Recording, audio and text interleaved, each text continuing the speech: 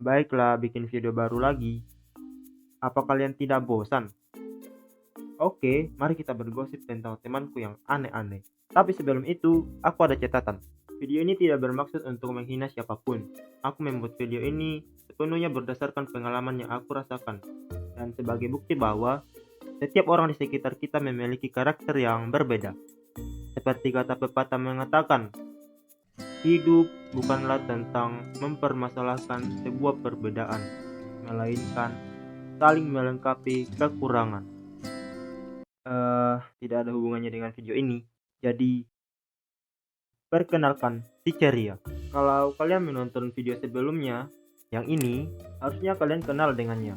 Cerita ini dimulai saat kita sedang melakukan dekorasi di kampus untuk sebuah acara kegiatan. Setelah beberapa lama, si Ceria merasa lapar.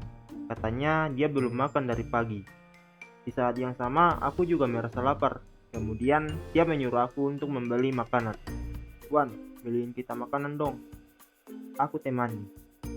Kita berdua pergi untuk membeli makanan, dan aku tanya dia mau makan apa? Dia bilang, apa sajalah terserah. Setelah kita sampai di sebuah warung, dia bilang, sepertinya bungkus makanan di sini tidak ada sendoknya. Jadi dia ajak aku ke tempat yang lain, tempat yang lebih mahal. Dan yang terpenting adalah dia dapat sendok.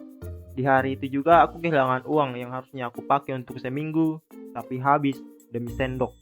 Harusnya di sini kalian paham apa yang ingin aku sampaikan.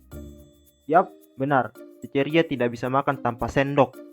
Masih terkait dengan sendok, aku masih punya teman yang serupa. Panggil saja dia si anak gaming.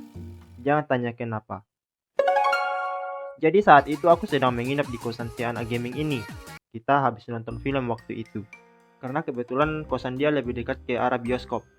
Sedikit info, dia ini juga pernah merasakan sakit hati. Dan bernasib sama dengan si patah hati yang pernah aku ceritakan di video sebelumnya. Aku menyaksikan mereka benar-benar menjadi trauma.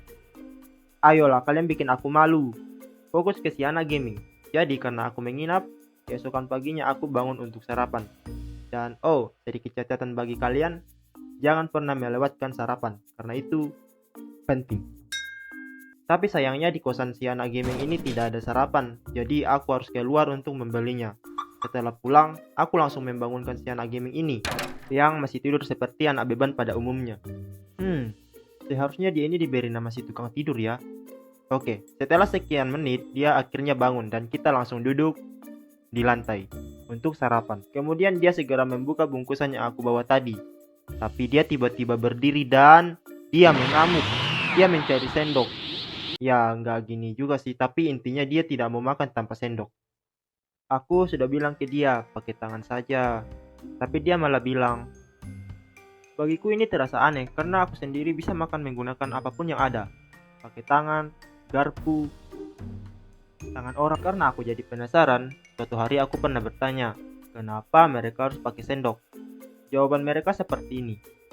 Aku sudah terbiasa kawan, jadi pakai tangan langsung itu tidak nyaman.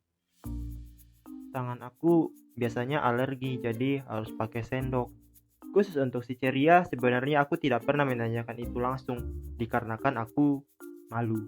Jadinya aku dapat informasi itu dari salah satu agen yang aku percaya. Baiklah, cukup dengan drama persendokan ini. Aku akan menceritakan tentang temanku yang lain. Kita panggil saja dia si Randall. Dia memiliki karakter yang susah ditebak. Sesuai dengan pengalaman yang aku alami, dia bisa saja hari ini menjadi akrab, tapi keesokan harinya menjadi asing. Kerendaman yang lainnya yaitu ketika kami ada di kelas yang sama, dan kebetulan kita juga duduk di tempat yang sama. Dan tiba-tiba dia bertanya tentang kepercayaan aku. Dan setelah aku menjawab pertanyaan dia itu, aku bertanya balik, apa kepercayaan dia?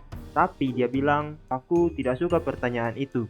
Dan akhirnya si random tidak berbicara hingga kelas selesai. Sesuai dengan namanya, dia sangat random.